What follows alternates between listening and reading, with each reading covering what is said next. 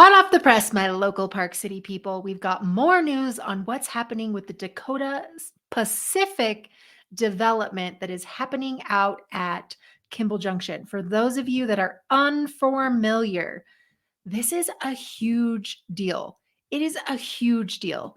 And it doesn't have a lot of local support simply because the traffic is so bad already at Kimball Junction that they're like, hey, Mr. Dakota Pacific, before you develop this area, we need to fix the traffic problem because if we're going to bring more people to this area, it's just going to increase the traffic. And so locals are highly against this development happening. Here's the latest. So we've got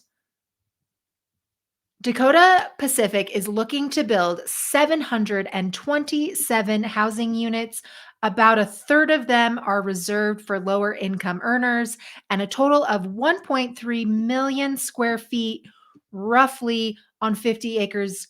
It land its land runs west of the existing Skull Candy headquarters. So I have a video called Pros and Cons of Living in Park City, Utah.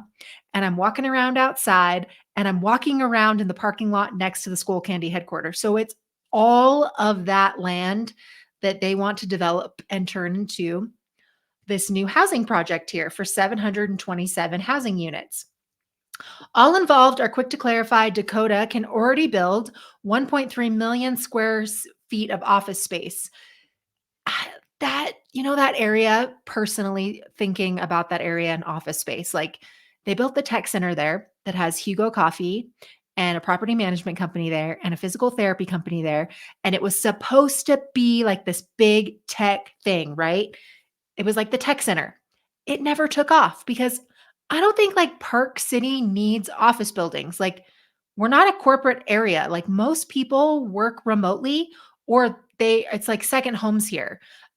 So I don't know like what would go in that office space, to be honest with you, because I remember when like everything over by Best Buy and the bowling alley was like completely vacant. It was like tons of commercial space vacant for like 3 years straight.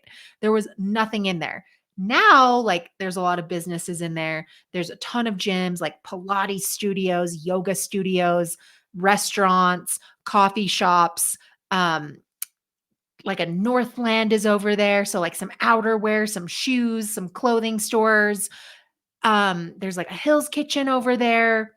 There's Hearth and Hill. There's a butcher shop. There's like there's a bunch of different buildings over there, like a bunch of different businesses, but it took a really long time for all of that to like happen. So I don't really know, like office space. Does Park City need office space? I'm not sure. So 4,500 parking spots under its current agreement with Summit County.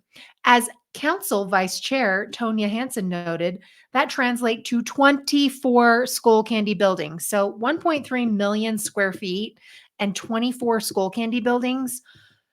I definitely don't think we need that much office space whatsoever because most of the people that are corporate workers, they're working down in Salt Lake. So I don't know if corporations would want to bring their headquarters up here, but then they'd have to start paying people a lot more because the cost of living up here is so incredibly crazy that your employees need to make a wage that's going to allow them to buy a $2 million house, at least up here.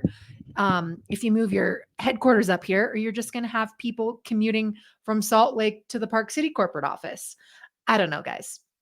When they pushed Dakota Pacific on whether the footprint can be reduced without sacrificing affordability. So all 5 council members confirmed that February 1st meeting, they contemplate some degree of housing instead. Like, let's not build 24 office buildings here. That's dumb.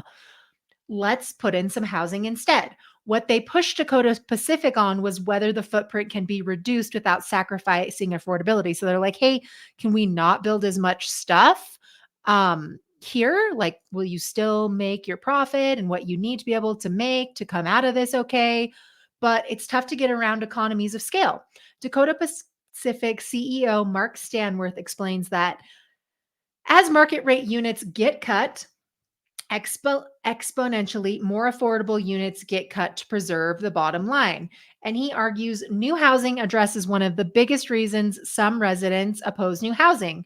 We should not lose sight of density in relation to helping solve the biggest issue we have on the table collectively, and that is traffic, Stanworth said.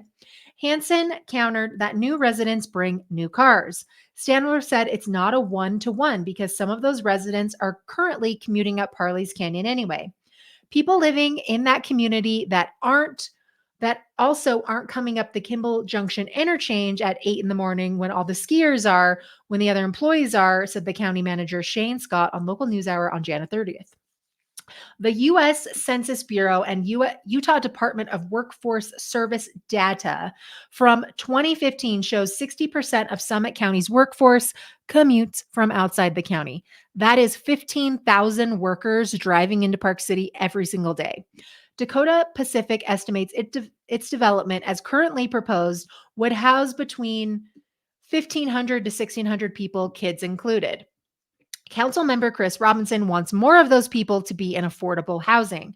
I do agree that traffic is a big deal, but so is this, he says. Moving the needle on the affordability is the important thing to me. If approved February 20th, the developer says it could deliver the first units in 2027, which is 24, 25, 26, 4 years away, guys. That also is when the county and transit officials expect State Route 222 to get dedicated bus lanes from Kimball Junction to Park City.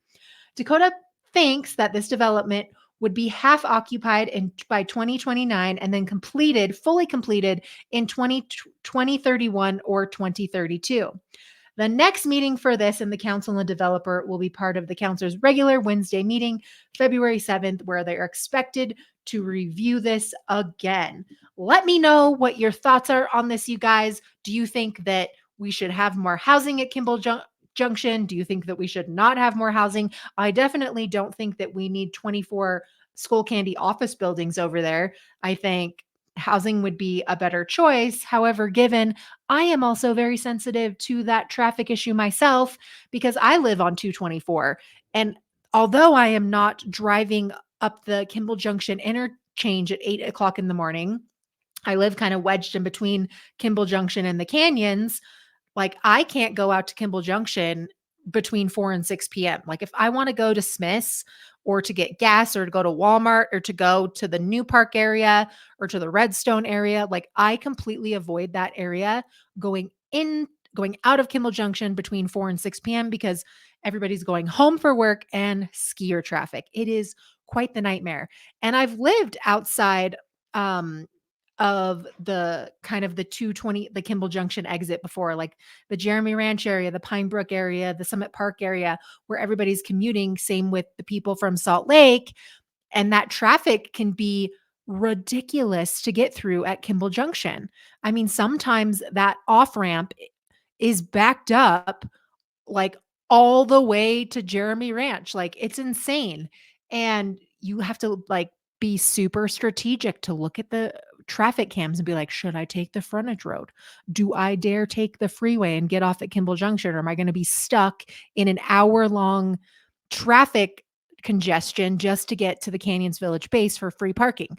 Anyway, you guys, let me know what you think of this. Should we have more housing? Should we not have housing? What do you think of this development? I want to know your comments and your thoughts down in the comments section down below. Hey, what's up? My name is Nicole Bowdle. I'm a local real estate agent here in Park City, Utah. I've lived here for 38 years now because, yes, my friends, I just had a birthday 3 days ago. So happy birthday to your girl, Nicole. And I keep wanting to bring you more videos and more news and more updates on Park City and Deer Valley and everything that is going on locally. Until next time, my friends.